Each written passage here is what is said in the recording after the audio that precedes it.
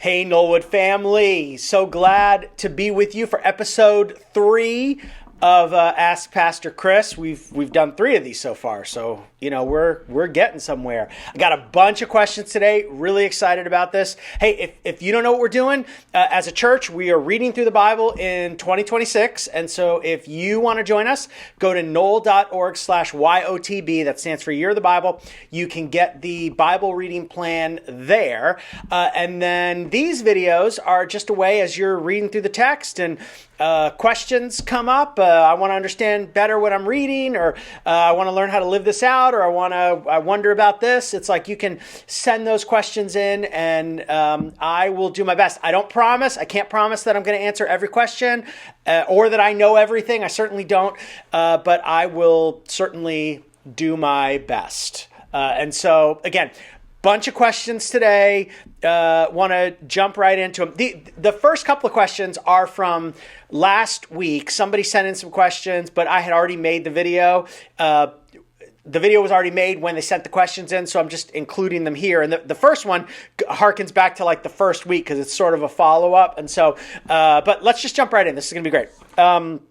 First question, clarification from last week's question. Why did Noah curse Canaan? Ham committed the sin against Noah, so the question still stands is, why curse Canaan and not Ham? I agree the curse was a result of a shameful act, but that act was not committed by Canaan. Great question. Interesting follow-up. And the tricky thing about it is we don't have a lot of explanation in the text about why that was the case. But just as a reminder, Noah and his family get off the ark, and Noah plants a vineyard. And I mean, you kind of fast forward through the events a little bit. It takes a little while to plant a vineyard, right? Noah plants a vineyard and then gets drunk off the wine and sort of, I guess, kind of passes out naked in his tent. And then his son Ham goes in there and something sketchy happens. And as a result of that, then Noah curses him, but the text is like, hey, cursed be Canaan. And so the question is, well, why Canaan and not Ham? It's a very interesting question, and the text doesn't give us any answer, right? So any speculation that we're doing is kind of just that. I mean, there are some scholars who think that maybe Canaan actually did commit the sin, and Ham, the father, was sort of covering for him. And I don't know that I buy that completely. I buy the fact that a father would be tempted to cover for his son, but I don't know that I get that I think that necessarily that was Canaan, although I don't think that's completely outrageous. So that's one. So, some think that, maybe Canaan was more involved in this than we initially thought. But the other thing that's interesting is this idea is not foreign. It's not a foreign idea to the New Testament. Right? There are texts in the New Testament that talk about the children bearing the consequences for the sins of their parents. Now, that's not a New Testament idea. When we move into the idea of the New Testament, it's that God sent Jesus, and Jesus paid for the sin of the whole world. And so every person has to answer individually for their sins before God. That doesn't mean that that family consequences for sin aren't a real thing, right? That it's like, I have alcoholism runs in my family, and so I have to be careful about that. That's not what we're talking about. It's more of the idea that, my father did something, and so God's going to punish me for that. That is not a New Testament idea. We each are responsible to God for our own sin and have to make that decision about Jesus and pursue forgiveness. But in the Old Testament, that happened, right? There were the family would often bear the consequences for the father's sin. And so that idea is not completely foreign to what's going on here. So that's interesting. The other thing that's interesting about that passage, and that Canaan is the one that is referenced, is obviously we learn more about Canaan as the story goes on. And we know that the Bible is not attempting to answer every question. The Bible's not attempting to follow the genealogies of every family mentioned, right? It's telling the story of sort of salvation's history, right? The story of how God got Jesus onto the planet to rescue the world. And so Canaan is connected to that. We learn later that the people of Canaan are exceedingly wicked.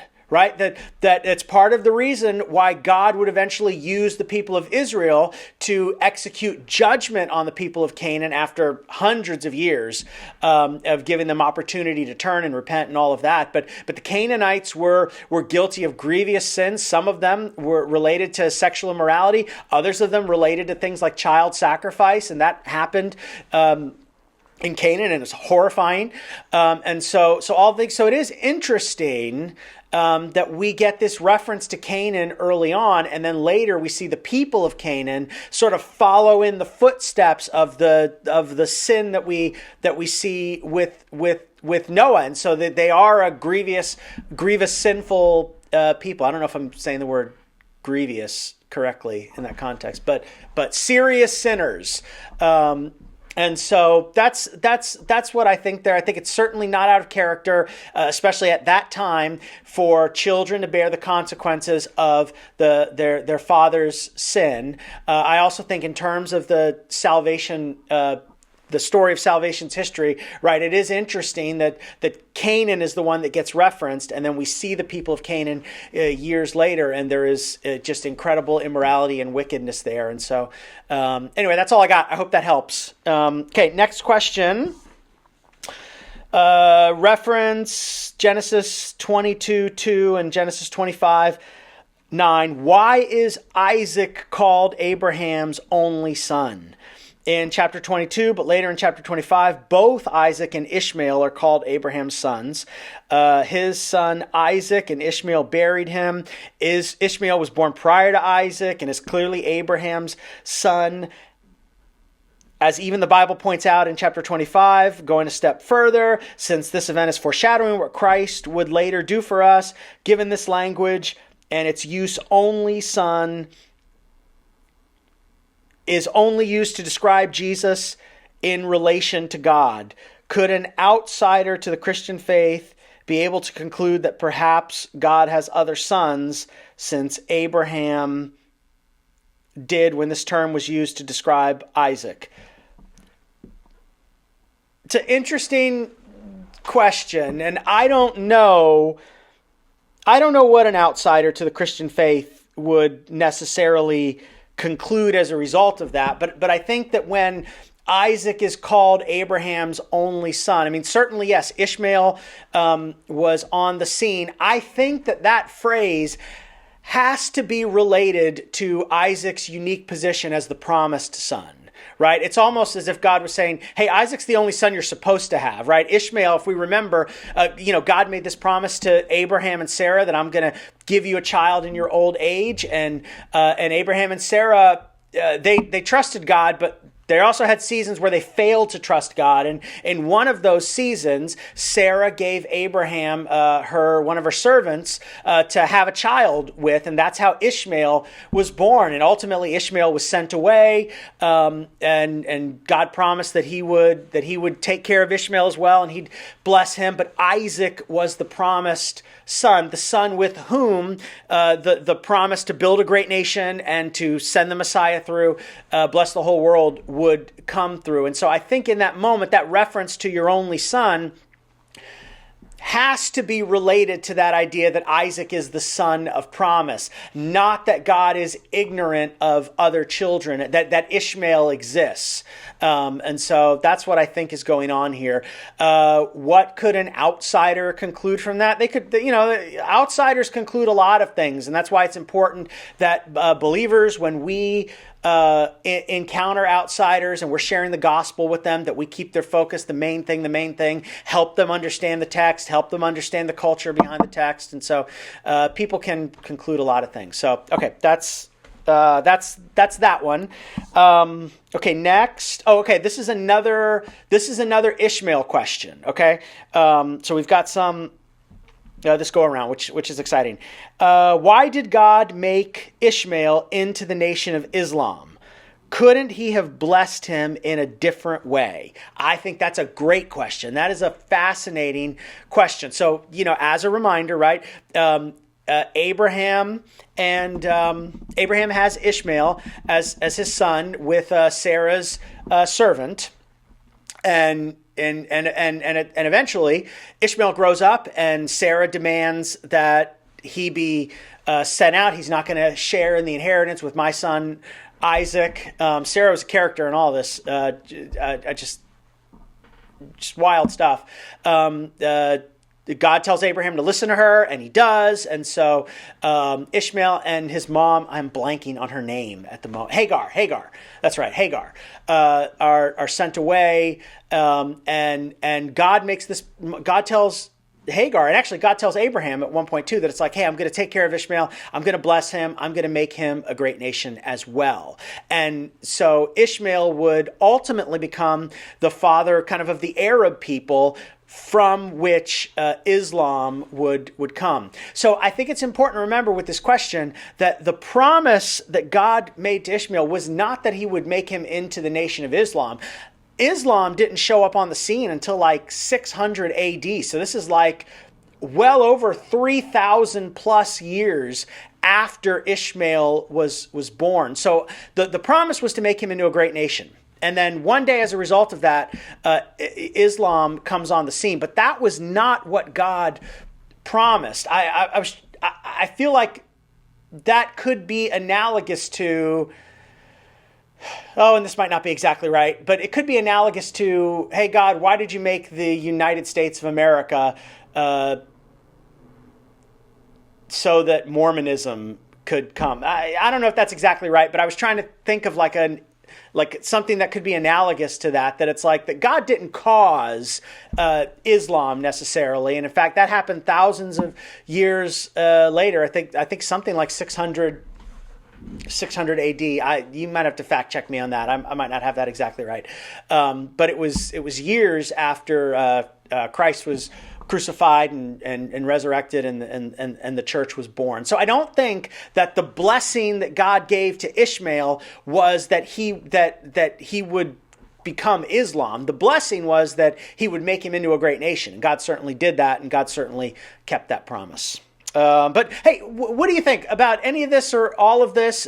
Do you think I'm out of my mind? Do you agree, disagree? Do you have follow-ups? If you want, you can put it in the comments, and if I'm able to, I could maybe get in there and respond and give some clarity. I don't know that I'm always going to be able to do that, but if you have comments, leave them down there. That'd be great. Okay, next question. Genesis 32:25. So the context of this is Abraham, or not Abraham. This is Jacob wrestling with God, right? So here's the question. Genesis 32:25 says, when the man saw that he could not overpower him, Jacob was wrestling with God, and yet the recording of this event seems to indicate God could not overpower Jacob. How could this be? That's a great question. The text certainly does say that in the wrestling match, and it was like when the man couldn't overpower Jacob. Now, in this event, many theologians, and I'm not a theologian, but I happen to agree that Jacob there is wrestling the pre-incarnate Christ, that this is a theophany. Theophany is just, oftentimes you hear this when you hear the term the angel of the Lord in the Old Testament, and it's not just any angel, it's the pre-incarnate Christ that is there. And I do think that this is one of those events. And so this is this night Jacob wrestles all night with this person, right? The pre-incarnate Christ wrestles with him, and it says that, hey, he couldn't overcome him, and so the man touches the socket of his hip and puts it out of joint, and Jacob says, I won't let go of you until you bless me, kind of a thing. And so the question is, how could that be? Right? How could it be that that God in the flesh, in the person of Jesus, couldn't overcome or couldn't win the wrestling match with Jacob? And I don't think that's what's going on here at all, right? I think that obviously we see, I know it says that, but then in the very next verse, right, it's like, hey, he touches the socket of his hip, throws it out of joint, right? So clearly, the person that he was wrestling had the power to end the fight anytime they wanted. Clearly, the person they was fighting was holding back, right, to have this wrestling match with Jacob, for Jacob's benefit. This was a moment for Jacob to wrestle with God, and really like that moment at the end where it's like, hey, I'm not going to let go of you until you bless me. It was almost like this: how much do you really want this? Do you really want me? Are you really coming after me? This was a transformative moment for Jacob, right? So whatever's going on here, what is not going on here is that God somehow did not have the strength or the power to overcome Jacob. He was clear. It's like when you with your kids, right? You know what I mean? If you're wrestling with your kids, you hold back, or it's like if you're. I was thinking about like if you're helping your kids do like the. I forget growing up, we called it a jungle gym. You know what I mean? But it was like the bars that you go across, right? And you're holding them up or you're helping them get up, but you don't use all your strength. You could just toss them up there, but you're trying to help them get stronger. And, I think it's something like that is going on here, because this event, Wrestling with God, was very much a transformative event for Jacob, right? So God was calibrating his strength to keep the fight going as long as it took Jacob to finally recognize who this was and recognize that he wanted God's blessing. And Jacob comes out of that a changed man. And he has a limp for the rest of his life, which indicates, hey, this was not a question of strength or power. This was God doing something purposeful for Jacob. This was a discipleship moment for Jacob. So God certainly could have ended the fight, obviously whenever he wanted to, but he kept it going for Jacob's benefit. All right, next question. Hey, before we do the next question, just a reminder, if you have a question, the address is knoll.org/askpastorchris, and you can send your question in. And again, I said this earlier, I'll do my best to answer as many as I can and to do as good a job as I can. But, again, I can't promise to answer every question, and I can't claim that I have the best answers for every question. You may have heard some of these answers and be like, yeah, you definitely don't. I don't love your answer, which is fine. I'm just here, doing my best. All right, next question. Okay, these are two questions. I got two questions that sort of circle around the same subject, so I'm going to just kind of go through them, right? This question is for week 3. How were Pharaoh's sorcerers/magicians able to duplicate 3 of the plagues? Exodus 7:11 through 12, the snake and the staff. Exodus 7:22, water turning to blood. And Exodus 8:7, the frogs. Okay, so that's the first question. The second question, and I'm not going to read the whole question because it was a lot, but it was basically as it related to the turning the water into blood, right? It's like, hey, if all the water in Egypt had been turned into blood, the question is, what water was left for the magicians to be able to do this trick? Did they have to dig along the Nile for water, verse 24, to even perform this trick? So it's like, where did the water come from for the magicians to duplicate, to copycat what Moses did if the water had been turned into blood, right? So those are kind of the two questions. So the first one, how were these sorcerers, magicians in Egypt able to duplicate 3 of these miracles? And I think it's funny. My kids asked me the same question as we're reading through this at home, and I think the reality is, right, that they were tapping in to some kind of demonic power. Like the demonic world is real. I am convinced, right? Satan is Lucifer, right? The devil is real. There is a whole other world that is opposed to God and is at work in the world to stop what God is trying to do, right? They don't want people to hear the gospel. They don't want people to believe. They don't want people to be well. It's like Jesus talked about the enemy comes to steal, kill, and destroy, right? I am convinced that the enemy is the enemy of our soul, right? Satan and the demonic world are real. And I think that these Egyptian sorcerers, magicians were tapped in to some kind of demonic realm that was able to duplicate on some level some of these things. It's interesting. They get to the point where it's like, hey, we can't compete with this anymore. Like we can't do these things. So I think that's how they were doing. I don't know. I don't believe they were doing sleight of hand stuff.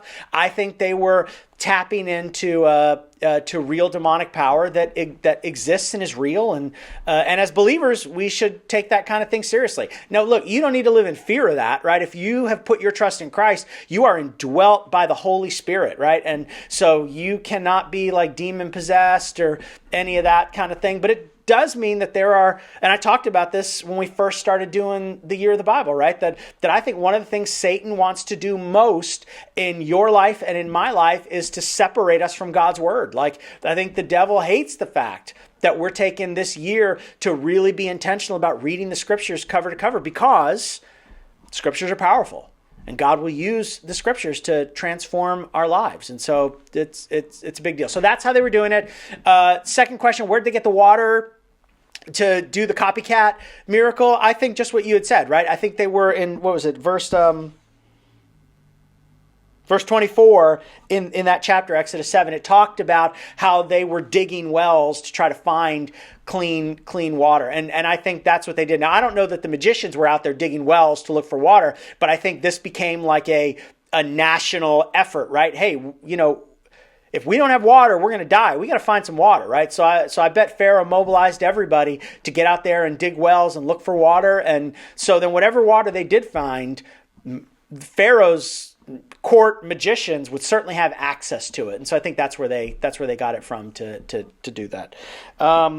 Okay, again, what do you think? Comment below. Do you think it was something else? Do you think maybe they found it in a different place? You can check that out. Okay, all right. Last one. Okay, look, this is where I pull the bait and switch on you, okay? In fact, a couple of you on Sunday came and talked to me and had questions around the same one. So I got two of them sent in to me. I'm going to read the first one because it's shorter, but the second one goes along with it, right? But Exodus 4:24, it says that at a lodging place on the way, the Lord met him, Moses, and sought to put him to death. What's going on here, right? The wife Zipporah comes out and does a circumcision and touches Moses' feet with it, and that seems to abate God's wrath and anger. But it's like, what is happening there? Wait a minute, we just left the burning bush. I thought we were good. You sent me on a mission, and now I'm in trouble. What's interesting, I love the fact, like, a couple of you sent in the question, and there's another question that goes into more detail, but it's really kind of the same. What's going on with that whole event? Help me understand that whole event. Instead of answering it here, and it's just, we didn't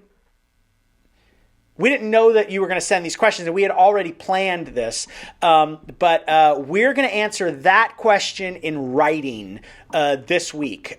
So our own Brian Conaway, he's written an article that's going to come out in the news this week. I think the title is 7 Women Who Saved the World, and Zipporah, Moses' wife, is one of the women, and then in there he's going to specifically address this event. So I'm not going to talk about it here. You can look at it at the article. You can find it in the Knollwood News this week, or you can go to knoll.org/articles, and it should be there too. It's not posted yet as of my recording of this video, but it should be posted later in the week, and certainly in time for the Knollwood News, which goes out Friday. If you're not subscribed to that, knoll.org/news, you can subscribe and you can get that in your inbox. Okay, those were all the questions. So fun, so exciting. Love getting to talk to you guys, and we'll see you Sunday.